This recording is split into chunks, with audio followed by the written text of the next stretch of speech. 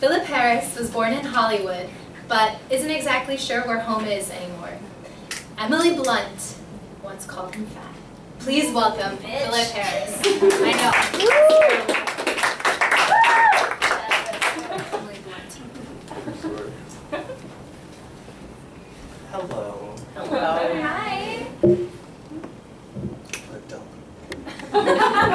What?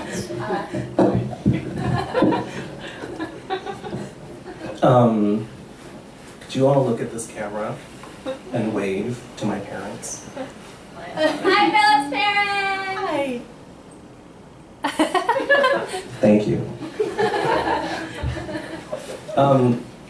This is some nonfiction that I wrote and published in 2013 in the Atticus Review. Who here doesn't know who Natalie Wood is? Yeah, that's right. Good crowd. Good crowd. Wasn't expecting that. Sean doesn't know. She, I'm going to repeat that joke. Natalie Wood was a movie star who starred as a child in Miracle on 34th Street, became famous for Rebel Without a Cause, then Gypsy, and then most famously for West Side Story. She played Maria. And in 1981, she, her husband, Robert Wagner, who you might know as Number 2 from Austin Powers, and Christopher Walken went on a boat the weekend after Thanksgiving, and she died. She drowned. This is called A Witness to the Drowning. Number 1. A very close friend left for Australia the weekend after Thanksgiving.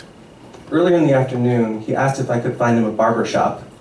I found him a small place called Barber Shop, lodged between an Osh hardware store and a Glow-Tone laundromat.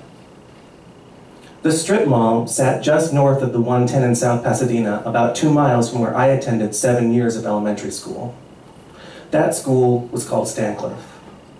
It was a cramped, private institution cobbled together of bungalows, lunch benches, and frightened children. I attended Stancliffe from preschool through the 5th grade. I hadn't been back in 20 years, so I decided that while my friend was having his haircut, I'd snap some pics of the school to post on Facebook, the latest in the continued obsession my generation has with sharing and archiving endless aspects of the past, present, and future. Number 2. 31 years earlier to the day, Natalie Wood drowned the weekend after Thanksgiving.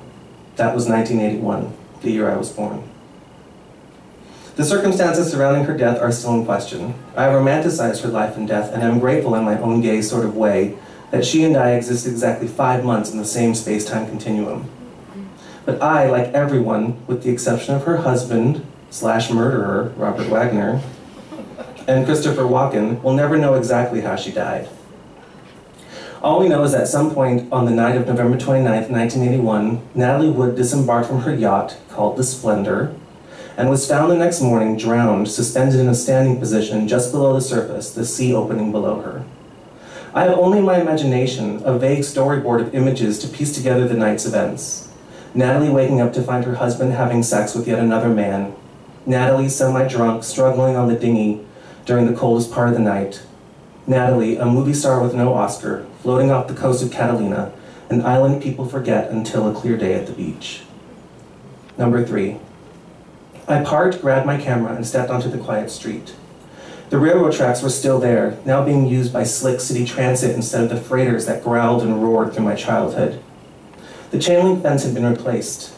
In its place now stood a black electric fence. The Stancliffe sign was gone, replaced by colorful letters that spelled out, "Celebration Kids." A couple, probably in their 30s, pushed a stroller up the shaded street and stopped at the gate. The father, a tall, pale man with a kind face and relaxed shoulders, pressed some numbers on a gray keypad. Slowly the gate slid open. "Excuse me," I said, crossing the street, "do you live here?" "No," he said, "we live next door. Our daughter goes to daycare here. We bring her over on the weekends to play." "Oh," I replied. I didn't exactly know how to continue, so I blurted out, "I went to school here for 7 years in the 80s. He stared blankly. I looked over at his female companion. Her mouth wore the scars of a palatoplasty, the surgery performed to correct cleft palates. Her eyes were hard and discerning. Her attitude was a strange contrast to the benevolence of her companion. "Well," the father finally said with a smile, "I guess you'd better come in." Number 4. The school seemed smaller, which I was expecting. I reached the old familiar landmarks, the lockers, the bench-wrapped tree, the playground, but it was all faster now that my gait was inherently adult. I sometimes think buildings have a melancholy consciousness. Forced and mobile, they wait for the greatest disaster to finally let them rest. They are not allowed to die of their own accord. They must stand until a third party, a human, Mother Nature, God who doesn't exist, or a dragon, decrees them irrelevant. The buildings at Stancliffe still weep in this revelation. They yearn to rest. The doors hang heavy, the windows droop, and they cry enough invisible tears to drown a million movie stars. "There used to be a tetherball court there," I said to the father. He nodded and said, "Cool, oh, just so you know, when you want to leave, press the big green button that says exit back by the gate." "That was my second grade classroom," I continued, ignoring him. "There used to be lunch benches there. There used to be a basketball net there. That was the 6th grade classroom. This is where we used to wait for our parents to pick us up. This was kindergarten, and those windows were the principal's office." Finally, he asked, "What was it like going to school here?" Number 5. My parents took me out of Stancliffe after the 5th grade for several reasons. Financial reasons, personal reasons, reasons adults don't tell children. They put me in public school where I never really quite fit in. 2 years later, as I fought to tread water in the homophobic shark tank of my junior high school, we read in the Los Angeles Times that Stancliffe was being investigated on charges of physical, sexual, and mental abuse. The article was published on January 23, 1995, and contained the following 2 paragraphs. "Two mothers, who become upset when they talk about Stancliffe, describe a place where children were singled out for harassment by teachers who spread vicious lies about children, made insensitive and racially offensive comments, and falsified grades and progress reports. The Stancliffe staff amuse themselves," the women claim, "by picking out one child to harass each year. The accusers say children were severely disciplined and arbitrary rules were set for certain ones. Some youngsters were thrown into dumpsters or into the school ice machine and made to cross the nearby railroad tracks to retrieve the lost balls. They also claim that Stancliffe students were required to clean up vomit or feces and that severe roughhousing was permitted, even to the point of injuring children. What these 2 mothers allege happened is still alive inside of me. There is no flood of memories when I write these words. How can there be a memory for something that hasn't ended yet? How can you remember something you haven't forgotten? I can still feel the waxy tiles beneath my knees the afternoon my 1st grade teacher made me crawl up and down the aisles, instructing the other students to throw trash at me. I can still feel my skin tearing when I was stabbed in the 5th grade, And I can still feel ashamed of being swatted once in 1st grade and then again in 4th grade. I can still feel my 2nd grade teacher grab my collar and yank my left shoulder sharply back when she wanted to get me out of her way. It's all still alive inside of me. I also believe that the kid who wet his pants and was hosed off naked in front of the school is still crying. That the girl forced to wear a tail made of trash for the whole day still feels her shame. And that my classmate, who was tied to her desk because she wouldn't stop moving, still feels the leather belt burning her arms. I also still feel that the 4-year-old forced to clean the toilets barehanded can still smell all of our urine. Number 6. My favorite Natalie Wood movie is Splendor in the Grass. If not a great movie, it's at least a melodramatic romp through the angst of teenage existence. It briefly touches on sexual repression, the Great Depression, and mental illness. The title comes from the Wordsworth poem, Ode, Imitations of Immortality, from Recollections of Early Childhood. The poem is about the lost glory of youth, how it was once seen as divine is now gone. The ability to see such revelation dormant in the cement of adulthood. What though the radiance, which was once so bright, be now forever taken from my sight? Though nothing can bring back the hour of splendor in the grass, of glory in the flower, we will grieve not, rather find strength in what remains behind. In the movie, Natalie Wood won't have sex with Warren Beatty. When he has sex with someone else, Natalie has a nervous breakdown. She runs out of her classroom in tears and then cuts off all of her hair. She stayed out of school for a few weeks until the school dance, where as a flapper, she desperately throws herself at Warren, who tragically asks if she has any pride. Natalie claims she has none, and when he rejects her, she runs all the way to the reservoir where she tries to drown herself. Number 7. I told the kind father and the scarred woman about the abuse. They had never heard of Stancliffe, had never known that it was ever anything but a daycare with 35 kids. This pierced me. Everyone should know, I thought. Everyone should read the January 23rd, 1995 LA Times article. Everybody should know. I walked away from the couple. I needed to explore my own. It was a perfect Southern California afternoon. South Pasadena has its own air, its own light.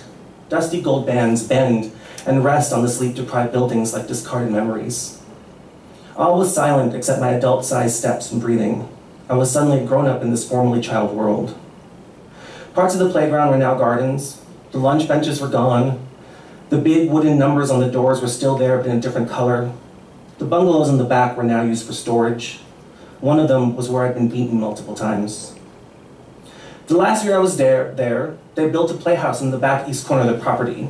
I remember how at 10 I was worried that the new playhouse would erase my memories of playing in that same corner when I was 5. How the memories of the games of tag and the colorful temporary bookshelves for the book fair would be erased. The staff paid no heed to my invisible protestations and built the playhouse just the same. I remember thinking when it was done that it was far too big for that corner. Number 8. Somehow, Stancliffe and Natalie Wood are inextricably linked in my mind. In my obsession, I imagine Natalie walking around the campus, somehow being able to save me from drowning, but not herself. It's that word, obsession. It conjures curves in my mind, the movement of warm air around porcelain.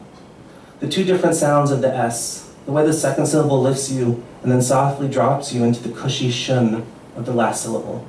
Obsession.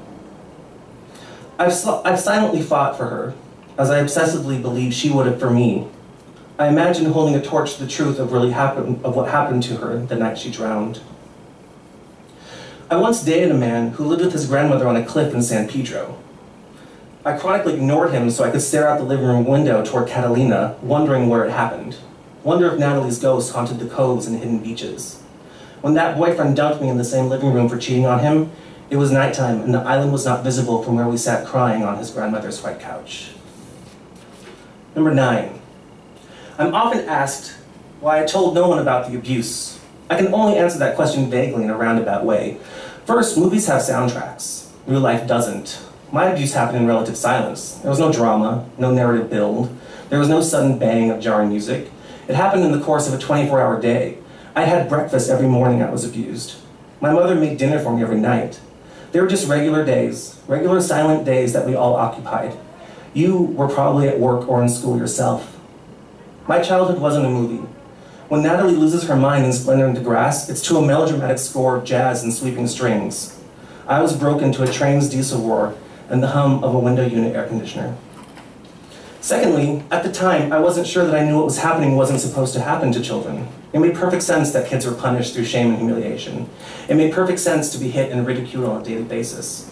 It all occurred under the umbrella of private school, and we were told we were the lucky ones who were getting such a good education.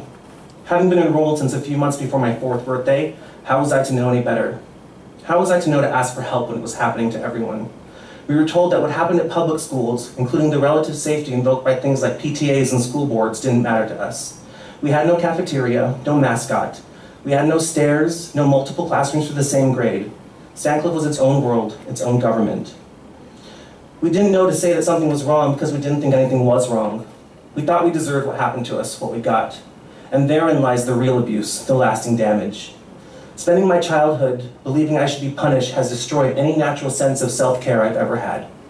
Being good to myself, taking care of myself will never come easily to me. It will always be a struggle. I will always think that I'm the bad kid with the chicken scratch handwriting and the girly mannerisms. I will always seek validation from strangers. And I will always fear my closest friends will be hurt and ultimately disappear. Number 10. I walked to the 2-room building where I'd been in the 5th grade, the last place I'd had class before I was moved to public school. The drooping window in the door had a metal grate over it now. I looked in and could just make out a single table in the empty room. The afternoon sun came in the other side, just to give it enough of a ghostly air. The tiles were the same as when I crawled around on the floor. I could see myself as a child still crawling up and down the rows of the desk. I could see my raw fingers, the result of chewing my skin bloody out of stress and fear. I could see the panic on my face and feel my stomach turn with anxiety over not having written my homework neat enough. I heard my teacher, I should wear the girl's uniform. I heard the vice principal refer to me as Norman Bates. I took in a deep breath and exhaled slowly. I stepped back from the window and took another deep breath. I turned to the kind father and the scarred woman and waved goodbye. "Thanks, take it easy," I shouted. They waved and I walked to the front of the school. I searched for the green button. I began to sweat. I got a text from my friend telling me his haircut was over, and he was waiting for me in the parking lot. I began to panic. I remember hearing stories of a teacher who had jumped the chain link fence during the police raid. Would I be able to do that if I couldn't get out? I looked around and saw nothing. I walked back up the driveway, determined not to go back and ask the kind father or scarred woman, determined to find the button myself. I knew I could figure this out, even though I was frightened and I worried I was trapped. My skin began to crack with panic. Just as my stomach began to turn, I looked over at a tree. Nailed to it, some wires dangling beside it, was a big green button with the word exit on it in big white letters. I walked over, punched it, and the gate slowly opened. I turned around, took one last picture, and slipped through the gate. Thank you.